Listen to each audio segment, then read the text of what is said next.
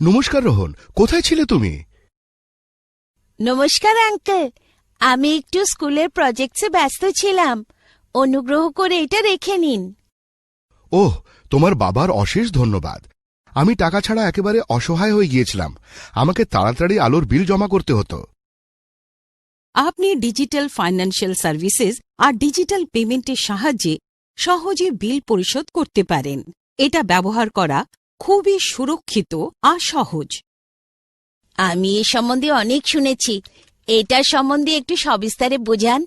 এটা শুনতে তো খুব ইন্টারেস্টিং লাগছে। নিশ্চয়ই রোহান।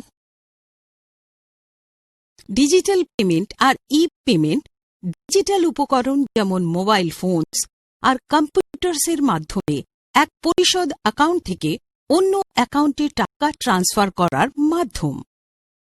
এই মাধ্যমটাকে ক্যাশ পেমেন্টে অনুযায়ী একটা ভালো পেমেন্টের পদ্ধতি বলে ধরা হয়েছে, কারণ এটা খুবই সুবিধাজনক পদ্ধতি, কেননা এতে লোকেদের খুব কম টাকার প্রয়োজন হয়। আর শুধু তাই নয়, শুধু মোবাইল ফোনস, আধার নাম্বার বা কোনো কার্ডের প্রয়োজন হয়। আমরা ইউপিআই অ্যাপস, ইউএসএসডি বা ই ওয়ালেটসের মতো সবসময় চালু থাকা পরিশোধের মাধ্যমের সাহায্যে যে কোনোখানে যে কোনো সময় সহজে পরিশোধ করতে পারি। সরকার দ্বারা ডিজিটাল পেমেন্টকে উৎসাহিত করার জন্য পরিশোধের উপর প্রচুর মাত্রায় ছাড় দেওয়া হচ্ছে। উদাহরণস্বরূপ ২,০০০ টাকা পর্যন্ত সেবা করের পরিশোধে ডিজিটাল মোডে করলে পুরো মাত্রায় ছাড় পাওয়া যাবে। এছাড়া ইন্ধনে 0.75% ছাড় আর সরকারি বীমা কোম্পানির বীমা প্রিমিয়ামে 10% ছাড়ও প্রদান করা হয়। ডিজিটাল পরিশোধের পদ্ধতি সত্ত্বেও লেনদেনে বিবরণের রেকর্ড স্বয়ংক্রিয় পদ্ধতিতে রাখা হবে। যদি ডিজিটাল পরিশোধের কথা বলা হয় তাহলে এতে লো রিস্ক থেকে নো রিস্ক থাকে। মোবাইল ওয়ালেটে যদি ফোন আনলক অথবা খোলার জন্য পাসওয়ার্ড মনে না থাকে তাহলে লো রিস্ক হয়। কার্ড পিন ছাড়া কাজ করবে না। যদি এমন হয় তাহলে কিছুক্ষণের মধ্যেই কার্ড ব্লক হয়ে যাবে। এইপিএস-এর আমাদের আঙুলে ছাপের প্রয়োজন হয়। এই জন্যে পকেটে অনেক টাকা রাখার ঝুঁকি থেকে বাঁচা যেতে পারে।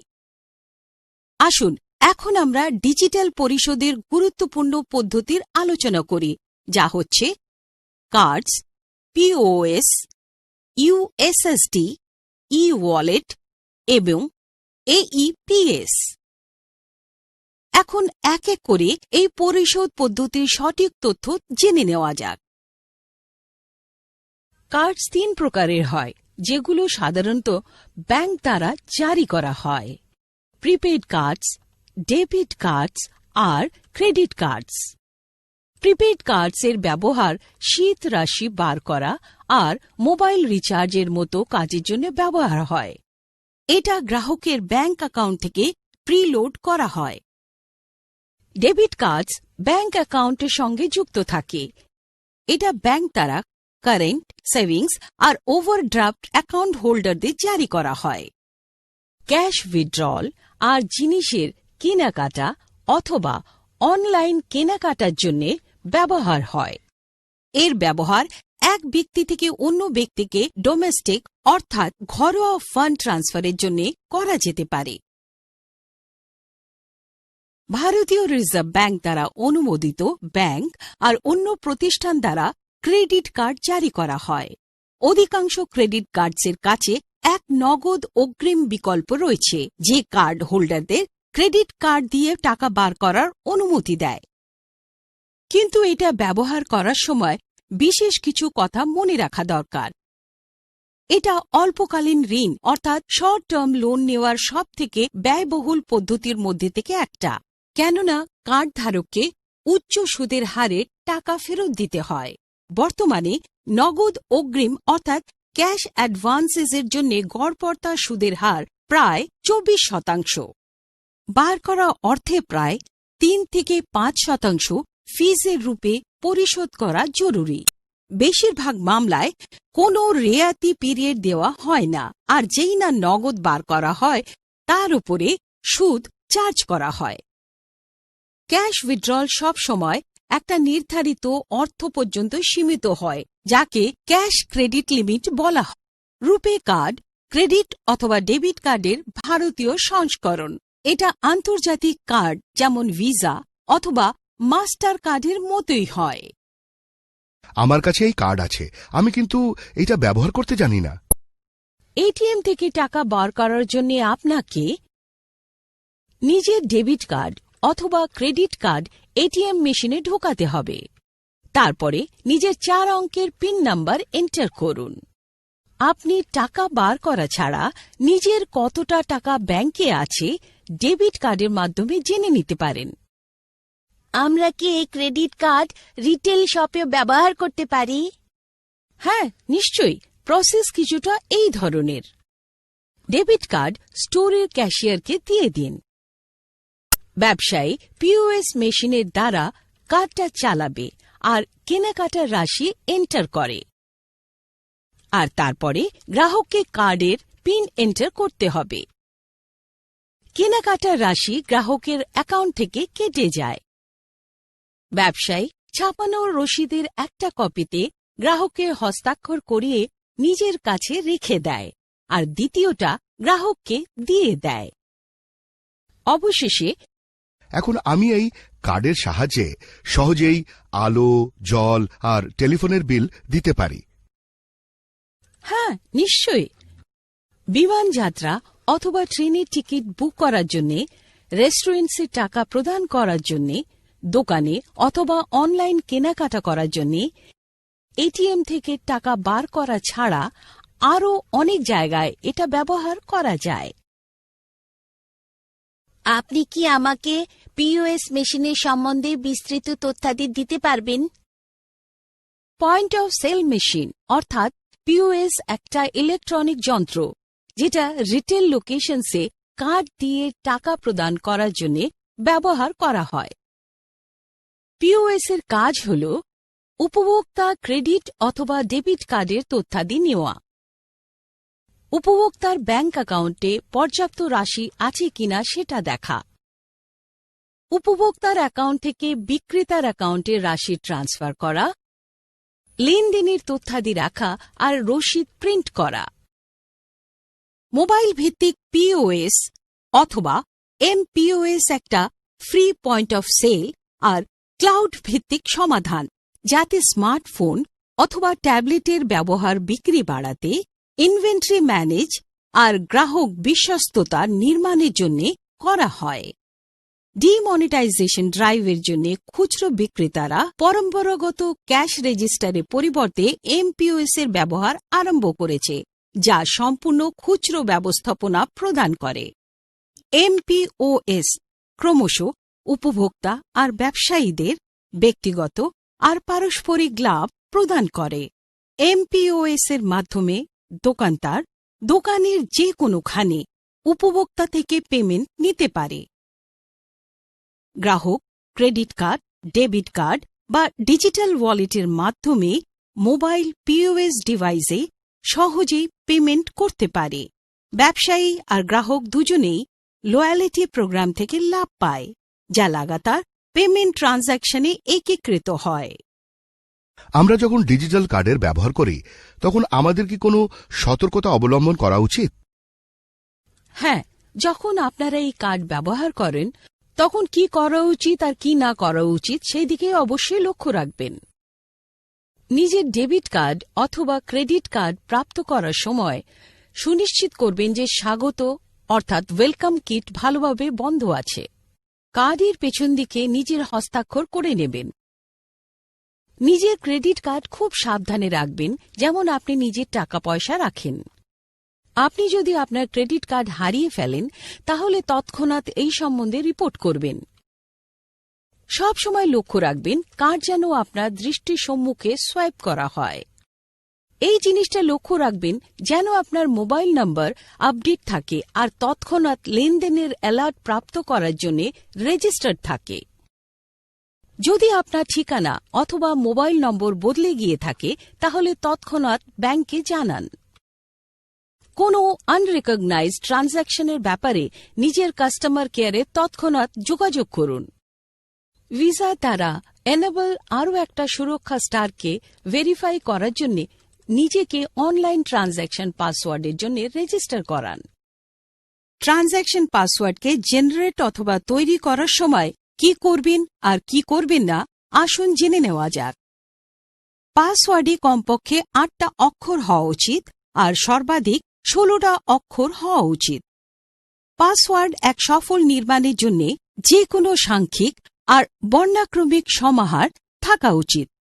উদাহরণস্বরূপ, এতে কমপক্ষে 3টে সাংখ্যিক অঙ্ক থাকা উচিত, বা এতে কমপক্ষে আপার কেস বর্ণ বা ক্যাপিটাল লেটার থাকা উচিত, বা এতে 2টো সাংখ্যিক অঙ্ক আর একটা আপার কেস বর্ণমালা, ক্যাপিটাল লেটার ইত্যাদি থাকা উচিত।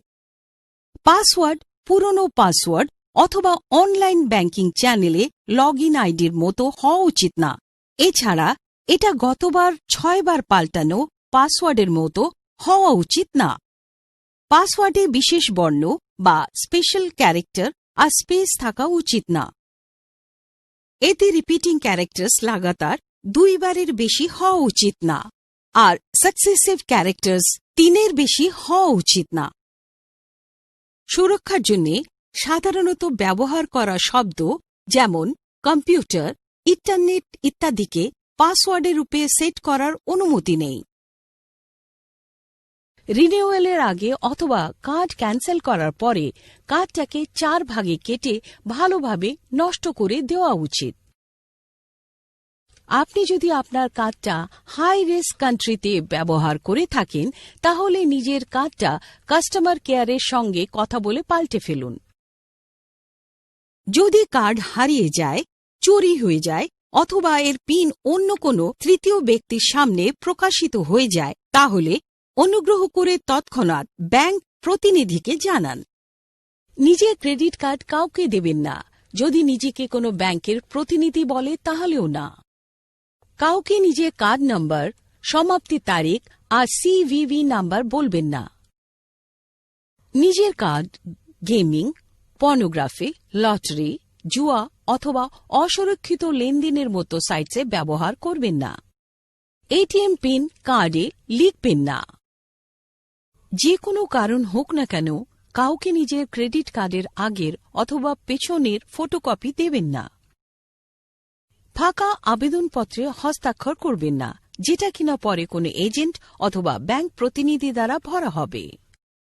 নিজের ইন্টারনেট ব্যাংকিং অ্যাকাউন্ট কোনো অসুরক্ষিত পাবলিক কম্পিউটারে খুলবেন না। নিজের ক্রেডিট কার্ড কোনো অসুরক্ষিত ওয়েবসাইটে ব্যবহার করবেন না। যে কোনো অনলাইন ট্রানজ্যাকশন করার আগে সব সময় শীর্ষে অ্যাড্রেস বারকে নোটিস করবেন, যা কিনা HTTPS এর সঙ্গে শুরু হয়, আর সেখানে একটা ক্লোজড গোল্ডেন প্যাডলক থাকে। যে কোনো অসুরক্ষিত ওয়েবসাইটে নিজের কার্ড ব্যবহার করবেন না যার মধ্যে লক সিম্বল নেই। এই চিহ্ন ইঙ্গিত করে যে সাইট আপনার সংবেদনশীল ডেটা হস্তান্তরণ অথবা ট্রান্সমিশনের দরুন একটা এনক্রিপশন টেকনোলজি ব্যবহার করছে। কোনো ধরনের ইমেল অথবা SMS এর জালে জড়াবেন না যারা আপনার ক্রেডিট কার্ডের তথ্য জানতে চাইছে। কখনো সেই ধরনের ইমেলের উত্তর দেবেন না যারা আপনার নিজস্ব তথ্য আর কার্ড নাম্বার চাইছে আর তার বদলে কোনো বড় ধরনের যোজনা সম্পর্কে জানাচ্ছে। এখন আপনি কার্ডের সম্পর্কে অনেক কিছু জেনে ফেলেছেন, তাহলে আসুন এই গতিবিধিতে অংশগ্রহণ করা যাক। USSDর মানে হল আনস্ট্রাকচার্ড সাপ্লিমেন্টারি সার্ভিস ডেটা। এটা প্রতিটা ভোক্তার জন্য ন্যাশনাল ইউনিফাইড USSD প্ল্যাটফর্ম অর্থাৎ NUUP এর দ্বারা প্রদান করা একটা ছোট্ট কোড *99# এর সঙ্গে ব্যাংকিং পরিষেবাকে ব্যবহার করার অনুমতি দেয়। এটা 5,000 টাকা পর্যন্ত প্রদান করার জন্য ব্যবহার করা যায়। *99# NPCI একটা USSD ভিত্তিক মোবাইল ব্যাংকিং পরিষেবা, যে ব্যাংক আর টেলিকম সার্ভিস প্রোভাইডার্সদের কাছে নিয়ে আসে। নিবন্ধভুক্ত মোবাইল নাম্বার থেকে *99# ডায়াল করে একজন গ্রাহক সমস্ত আর্থিক পরিষেবা পর্যন্ত পৌঁছতে পারে। এই পরিষেবা সমস্ত জিএসএম পরিষেবা প্রদানকারী আর হ্যান্ডসেটে কাজ করে। এই পরিষেবা পাওয়ার জন্য কোন কোন জিনিসের প্রয়োজন হয়? এর জন্য আপনার ব্যাংক অ্যাকাউন্ট, যে কোনো ফোন নম্বর যেটা জিএসএম নেটওয়ার্কে হবে, আর একটা রেজিস্টার্ড মোবাইল নাম্বার হওয়া চাই। হ্যাঁ, আমার কাছে এই সব আছে, কিন্তু আমি এই পরিষেবা কিভাবে আরম্ভ করব? প্রথমে আপনার ব্যাংকের শাখাতে যান আর নিজের মোবাইল নম্বর নিজের ব্যাংক অ্যাকাউন্টের সঙ্গে লিংক করুন। শীঘ্রই আপনি ইউপিআই পিন অথবা ইউপিন পাবেন, যা আপনাকে মনে রাখতে হবে। এ তো খুব সহজ, আমি এটাকে তাড়াতাড়ি আরম্ভ করিয়ে দেব। মনে রাখবেন, এনইউইপি পরিষেবা হচ্ছে প্রদেয়। যদিও ট্রাই প্রতি ট্রানজ্যাকশনের সর্বাধিক সীমা $1.50 নির্ধারিত করেছে, যে কেউ এক্স্যাক্ট চার্জ নিশ্চিত করার জন্য সম্বন্ধিত টেলিকম পরিষেবা অপারেটরের সঙ্গে যোগাযোগ করতে পারে। আপনি কি ইউএসএসডি লাভ বলতে পারেন? হ্যাঁ, নিশ্চয়ই। ইউএসএসডি সাধারণ আর সহজে ব্যবহার করা যায়। এটা এসএমএস এর থেকেও বেশি সুরক্ষিত। এটা সমস্ত জিএসএম হ্যান্ডসেটে কাজ করে। এটা জিপিআরএস কানেকশনের প্রয়োজন হয় না। খুব ভালো, কিন্তু আমরা এই সুবিধের সাহায্যে কিভাবে টাকা ট্রান্সফার করব? এটা একটা খুব সাধারণ প্রক্রিয়া। নিজের মোবাইল নাম্বারকে নিজের ব্যাংক অ্যাকাউন্টের সঙ্গে যুক্ত করুন। নিজের নিবন্ধভুক্ত মোবাইল নাম্বার থেকে *99# ডায়াল করুন।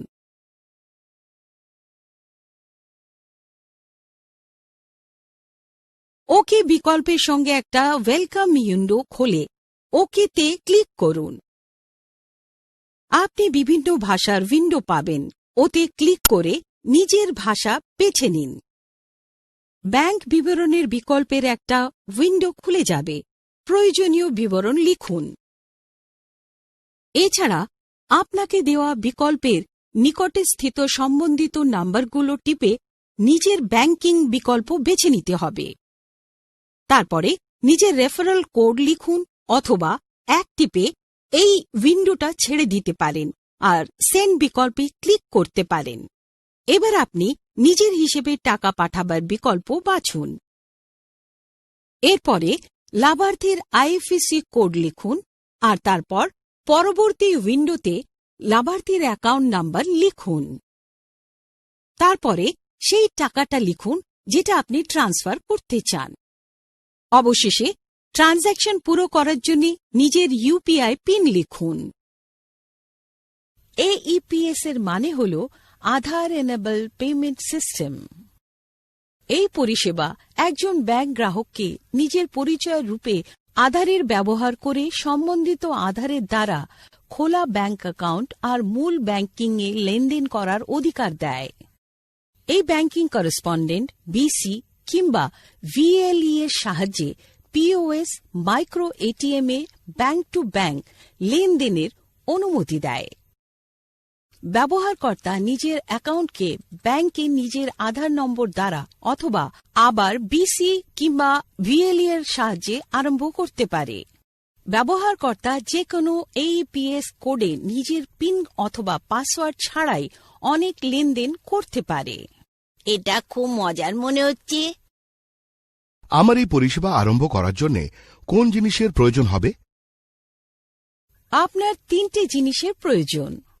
আপনি কোন ব্যাংকের সঙ্গে যুক্ত এটা শনাক্ত করার জন্য আইআইএন, আধার নম্বর, রেজিস্ট্রেশনের সময় আঙুলের ছাপ নেওয়া হবে। অনুগ্রহ করে আমাকে বিভিন্ন পরিষেবা সম্বন্ধে বলুন যেগুলো এইপিএস দ্বারা প্রদান করা হয়। এইপিএস নিম্ন প্রকারের ব্যাংকিং ট্রানজ্যাকশনের জন্য ব্যবহার করা হয়: বকেয়া রাশির তথ্য, রাশি বার করা, রাশি জমা করা, আধার থেকে আধারে ফান্ড ট্রান্সফার করাতে, ন্যায্য মূল্য দোকানে কেনাকাটা করতে। ইউপিআই এর মানে হল ইউনাইটেড পেমেন্টস ইন্টারফেস। এই প্রণালী ব্যবহারকর্তার স্মার্টফোনের মাধ্যমে তৎক্ষণাৎ ইলেকট্রনিক প্রদানের জন্য।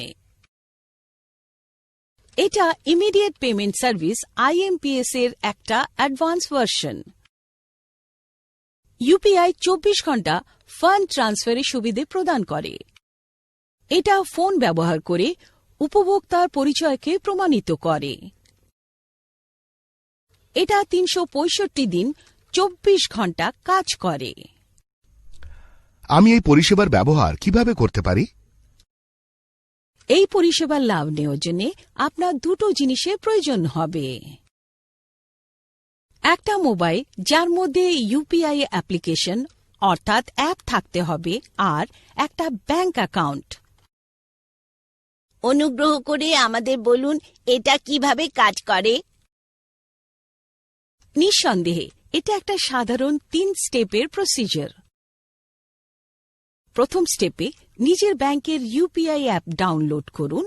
তারপরে নিজের নাম অথবা ফোন নম্বর দিয়ে একটা ভার্চুয়াল আইডি তৈরি করুন আর নিজের অ্যাকাউন্টসের বিশদ বর্ণনা করে রেজিস্টার করান। মনে রাখবেন, এই প্রক্রিয়া শুধুমাত্র একবারই করতে হয়। এবার দ্বিতীয় স্টেপে যে সমস্ত জিনিস কিনবেন সেগুলো নিজের কার্টে যোগ করুন। তারপরে পেমেন্টের বিকল্পে যান আর পেমেন্ট থ্রু ইউপিআই এর নির্বাচন করুন। ব্যবসায়ীকে নিজের ভার্চুয়াল আইডি প্রদান করুন। তৃতীয় স্টেপে অনলাইন কেনাকাটার জন্য আপনার স্বীকৃতি চেয়ে একটা উইন্ডো আপনার মোবাইলের ইউপিআই অ্যাপে আসবে। সুরক্ষা পিন এন্টার করার পরে সফল প্রদানের অনুমোদন আপনার মোবাইলে পাঠানো হবে। কিন্তু আমার কি এই পরিষেবা ব্যবহার করার জন্য নিজের ব্যাংক ডিটেলস শেয়ার করার প্রয়োজন আছে? না, উপভোক্তার নাম, ব্যাংক অ্যাকাউন্ট নাম্বার, আইএফএসসি অথবা ব্যাংক শাখার অংশীদারিত্বের প্রয়োজনকে ইউপিআই শেষ করে দিয়েছে। এরা ডেবিট কার্ডের মতো কায়িক সাধনগুলোকেও শেষ করে দিয়েছে। নেট ব্যাংকিং এর মতো মাল্টি স্টেপ প্রক্রিয়াগুলো ব্যবহার করার কোনো প্রয়োজন নেই।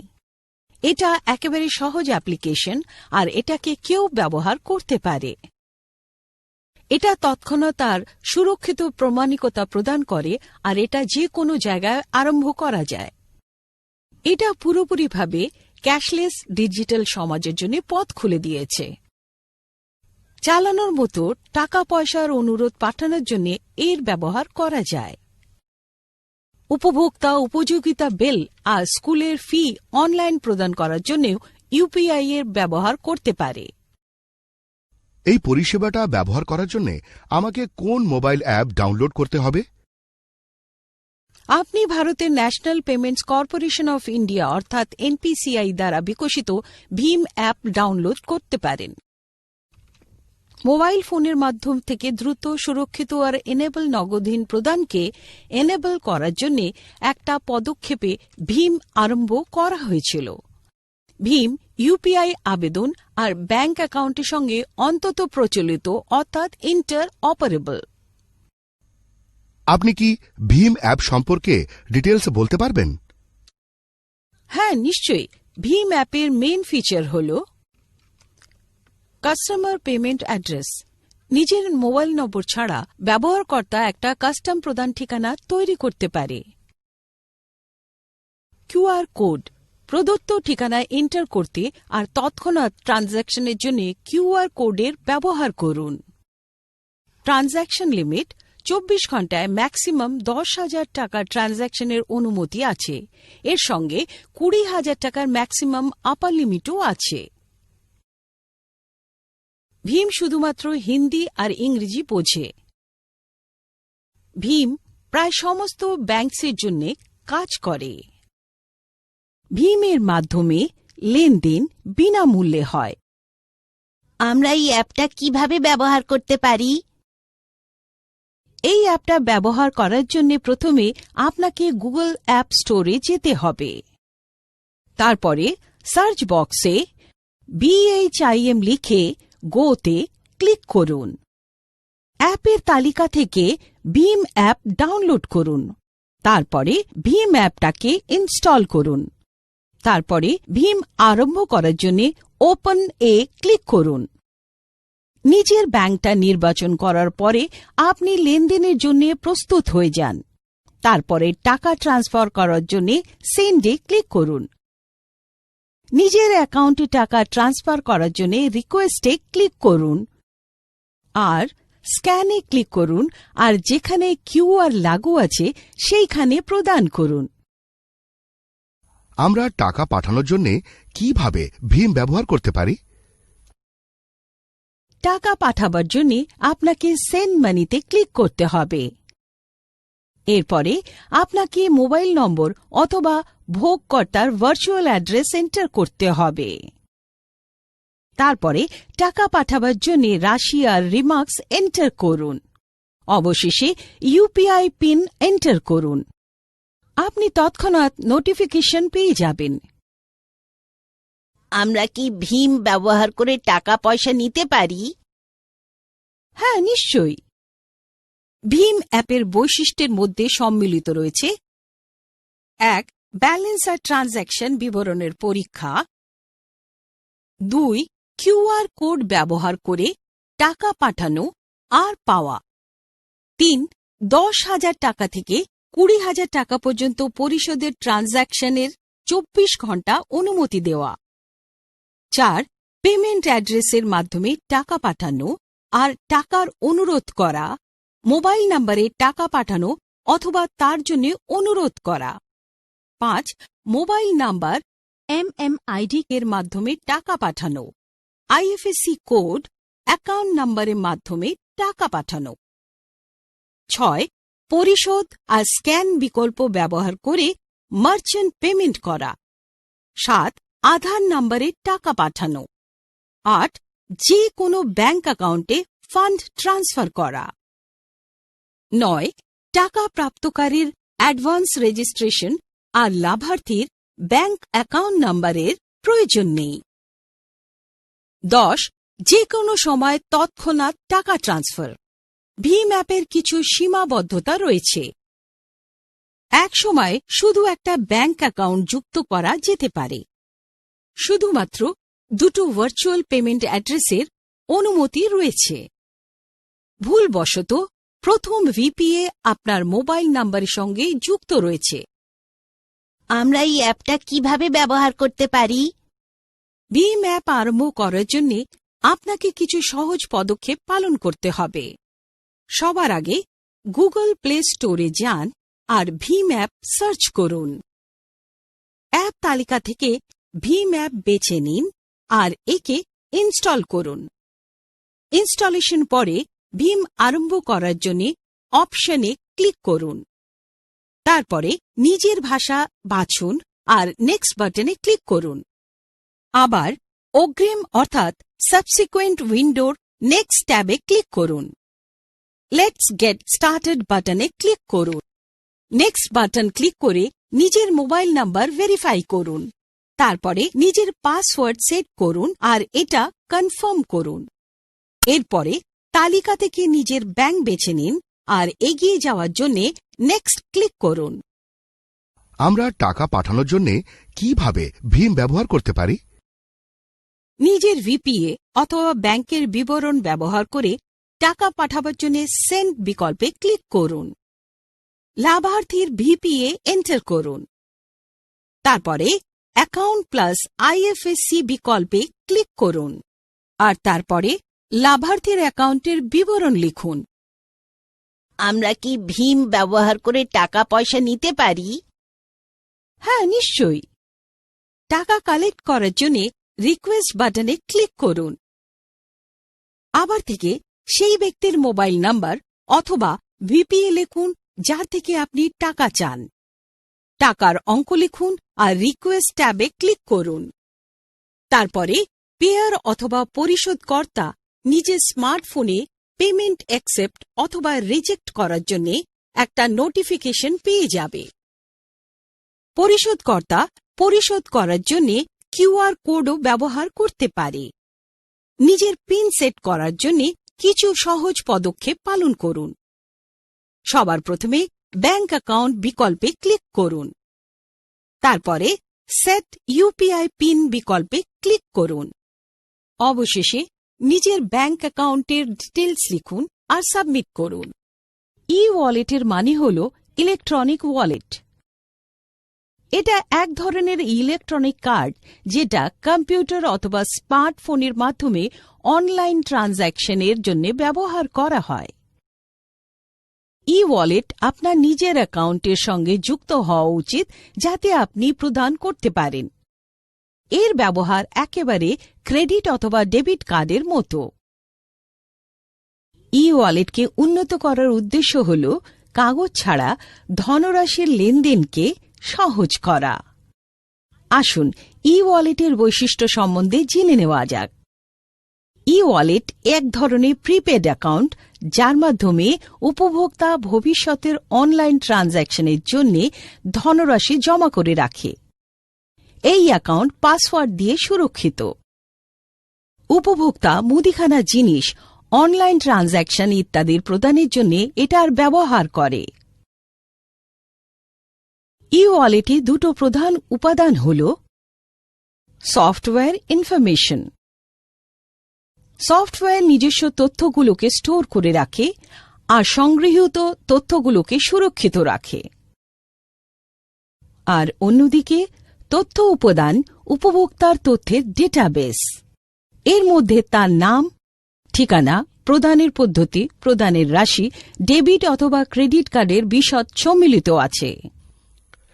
এটা খুব মজাদার, কিন্তু আমি কিভাবে ই ওয়ালেট ব্যবহার করতে পারি? এটা খুবই সহজ। আপনাকে ব্যাস নিজের ফোনে এই অ্যাপ ডাউনলোড করতে হবে। তারপরে সমস্ত তথ্য দিয়ে সাইন আপ করতে হবে। তারপরে আপনি একটা পাসওয়ার্ড পাবেন। তারপরে আপনি নিজের ডেবিট অথবা ক্রেডিট কার্ড অথবা নেট ব্যাংকিং ব্যবহার করে টাকা নিজের ই ওয়ালেটে দিতে হবে। অনলাইন কেনাকাটার পরে ই ওয়ালেট নিজে নিজেই প্রদান ফর্মে উপভোক্তার তথ্য পূর্ণ করে দেয়। ডিজিটাল প্রদানের পরে এই তথ্য ডেটাবেসে নিজে নিজেই পূর্ণ হয়ে আপডেট হয়ে যায়। আমার বাবা একজন ব্যবসায়ী। প্রদান প্রাপ্ত করার জন্য আমরা কিভাবে ই ওয়ালেট ব্যবহার করব? ব্যবসায়ীদের জন্য প্রথম 3টে স্টেপ ঠিক সেই রকম আছে যেমন নর্মাল উপভোক্তাদের জন্য। তারপরে নিজেকে ব্যবসায়ী বলে প্রদান প্রাপ্ত করুন। বাহ, এটা তো খুবই সহজ। আপনি কি আমাকে বলবেন যে ই ওয়ালেট ব্যবহার করার জন্য আমার কোন কোন জিনিসের প্রয়োজন হবে? হ্যাঁ, নিশ্চয়ই। আপনার এই 4টে জিনিসের প্রয়োজন হবে। একটা ব্যাংক অ্যাকাউন্ট, একটা স্মার্টফোন, 2G, 3G অথবা 4G কানেকশন, আর একটা বিনামূল্যের ই ওয়ালেট অ্যাপ। এসবিআই বাডি একটা ই ওয়ালেট যেটা কিছু সহজ পদক্ষেপ পালন করে ডাউনলোড করা যেতে পারে। সবার প্রথমে গুগল প্লে স্টোরে যান আর স্টেট ব্যাংক বাডি অ্যাপ সার্চ করুন। তারপরে অ্যাপ ডাউনলোড করার জন্য ইনস্টল ট্যাবে ক্লিক করুন। ইনস্টলেশনের পরে অ্যাপ খুলুন আর নিজের ভাষা বেছে নিন। তারপরে সাইন আপ করার নিজের ডিটেলস লিখুন। তারপরে নিজের রেজিস্টার্ড মোবাইল নম্বরে প্রাপ্ত ওটিপিটা লিখুন। তারপরে 4 ডিজিটের একটা পিন সেট করুন আর তা নিশ্চিত করুন। অবশেষে অ্যাপের নিয়ম আর শর্তগুলো স্বীকার করার জন্য অ্যাকসেপ্ট বাটন চালু করুন আর এটাকে সাবমিট করুন। নিজের পিন এন্টার করে লগ ইন করুন। নিজের ওয়ালেটে টাকা যোগ করার জন্য অ্যাড মানি বিকল্পে ক্লিক করুন। সেই টাকাটা লিখুন যেটা আপনি নিজের ওয়ালেটে যোগ করতে চান। পরিশোধের মোড বাছুন আর কন্টিনিউতে ক্লিক করুন। এরপরে আপনি নিজের ক্রেডিট কার্ডের ডিটেলস লিখে পরিশোধ করতে পারেন। জেনারেট ওটিপি বিকল্পে ক্লিক করুন। রেজিস্টার্ড মোবাইল নম্বরে প্রাপ্ত ওটিপি লিখুন আর সাবমিট করুন। এইভাবে টাকা পাঠাবার জন্য সেন্ড মানি বিকল্পে ক্লিক করুন। তারপরে লাভার্থী কন্ট্যাক্ট নাম্বার লিখুন আর কন্টিনিউ বাটনে ক্লিক করুন। সেই টাকাটা লিখুন যেটা আপনি পাঠাতে চান আর তারপরে কন্টিনিউ করুন। অবশেষে পিন লিখুন আর টাকা পাঠাবার জন্য কনফার্মে ক্লিক করুন। ওয়ালেট ব্যবহার করার সময় কিছু কথার উপর বিবেচনা করা জরুরি, যেমন মোবাইল সুরক্ষার জন্য পাসওয়ার্ড আর প্যাটার্ন লক ব্যবহার করুন। কারোর সঙ্গে নিজের ওয়ালেটের প্রমাণপত্র অর্থাৎ ক্রেডেনশিয়াল শেয়ার করবেন না। নিজের ওয়ালেটে বেশি অ্যামাউন্ট লোড করবেন না। এখনও অনেক সাইবার সিকিউরিটি ডিজিটাল সার্ভিসেস যেমন cards, money transfer apps, banking সুবিধে ইত্যাদি ব্যবহার করার সময় আপনার ব্যক্তিগত তথ্যাদি অথবা ডেটার সুরক্ষার জন্য সাইবার সিকিউরিটির ব্যবস্থা আছে। Cyber security computer, network, program আর ডেটার অনধিকার ব্যবহার অথবা অ্যাটাক সংক্রান্ত সুরক্ষার টেকনিক, যার উদ্দেশ্য হল শোষণ করা। আইসিটির ব্যবহারে সাইবার সিকিউরিটি আত্মবিশ্বাস আর সুরক্ষা নির্মাণ করে, যাতে তথ্য সমাজ দ্বারা বিশ্বাস নিশ্চিত করা যেতে পারে। এর উদ্দেশ্য হল বিপদ আর দুর্বলতাকে কম বা এদের প্রতিরোধ করা আর ঘটনার প্রতিক্রিয়া, recovery, data assurance, law enforcement, সৈন্য আর ইন্টেলিজেন্স অপারেশনসের সুরক্ষার জন্য নীতিতে স্থান রাখা। সাইবার সিকিউরিটি সারা পৃথিবীতে প্রায় সব নাগরিকদের ব্যবহারিক রূপে টাচ করে। এটা মানব বিকাশের সাথে সাথে তথ্য সমাজে উন্নত একীকরণ প্রাপ্ত করতে ব্যাপক সুযোগ প্রদান করে। এটা জ্ঞান পর্যন্ত ব্যাপক উপলব্ধি, সাথে নীতি আর রণনীতির বিকাশের জন্যও সমর্থন করে। সাইবার সিকিউরিটির কিছু ডুজ অ্যান্ড ডোন্টস রয়েছে, যা আমাদের যে কোনো অ্যাকশন করার সময় মনে রাখা উচিত। আপনি এটা সুনিশ্চিত করবেন যে আপনি যখনই কোনো ওয়্যারলেস কানেকশনের সঙ্গে কানেক্ট হবেন, আপনি একটা সঠিক কানেকশনের সঙ্গে কানেক্ট হচ্ছেন, অন্যথায় SSID রূপে ধরে নেওয়া হয়। এমনটা ধরে নেবেন না, কেননা নাম এমন হতে পারে যে সেটা কোনো ট্রাস্টেড সোর্স থেকে আসছে। এমন পাসওয়ার্ড ব্যবহার করবেন না যার মধ্যে আপার কেস, লোয়ার কেস আর বিশেষ বর্ণ থাকবে। পরিচিত নাম অথবা সংখ্যার ব্যবহার করবেন না, যেমন আপনার পরিবারের সদস্য, জন্মদিন ইত্যাদি। ডুয়েল অথবা মাল্টিফ্যাক্টর প্রমাণীকরণ অথেন্টিকেশনের লাভ নিশ্চয়ই নেবেন।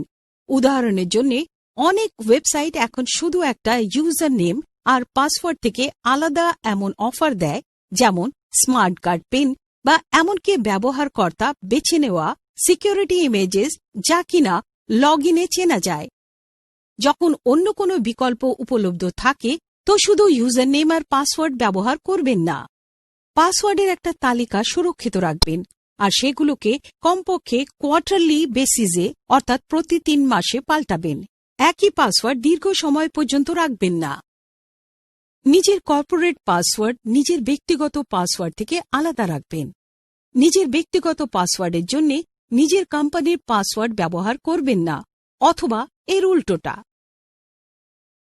এটা নিশ্চিত করুন যে আপনার কম্পিউটার লেটেস্ট প্যাচেস আর ভাইরাস সিগনেচার্স দিয়ে পরিপূর্ণ রয়েছে। এটা ধরে নেবেন না যে ভাইরাস শনাক্ত করা সফটওয়্যার কম্পিউটারে সবসময় কাজ করে। নন কনফিডেন্সিয়াল ডেটা আপলোড করতে আর শেয়ার করার জন্য ক্লাউড সিস্টেম ব্যবহার করুন। নিজের অনুপস্থিতিতে নিজের পার্সোনাল কম্পিউটারের ব্যবহার বন্ধু, পরিবারের সদস্যদের আর সহযোগীদের দ্বারা করার উপরে ভরসা করবেন না। নিজের ডেটার ব্যাকআপ রিমুভেবল মিডিয়াতে নিয়ে কোনো সুরক্ষিত স্থানে রাখবেন। এটা ভাববেন না যে আপনার ডেটাকে মেনটেন আর সুরক্ষিত রাখার দায়িত্ব অন্য কারুর। নিজের ইমেলস সাবধানতার সঙ্গে দেখবেন আর নিশ্চিত করবেন যে সোর্স হেডার যেন কোনো বৈধ ঠিকানা থেকে হয়। নিজের কম্পিউটারে মেলওয়্যার লোডকারী ম্যালিশিয়াস বা বিদ্বেষপরণ ওয়েবসাইটের লিঙ্কে ক্লিক করে শিকার হওয়া থেকে বাঁচুন। 10. একটা প্রতিষ্ঠিত সাইবার সিকিউরিটি ফার্মের সঙ্গে সম্বন্ধ স্থাপন করুন।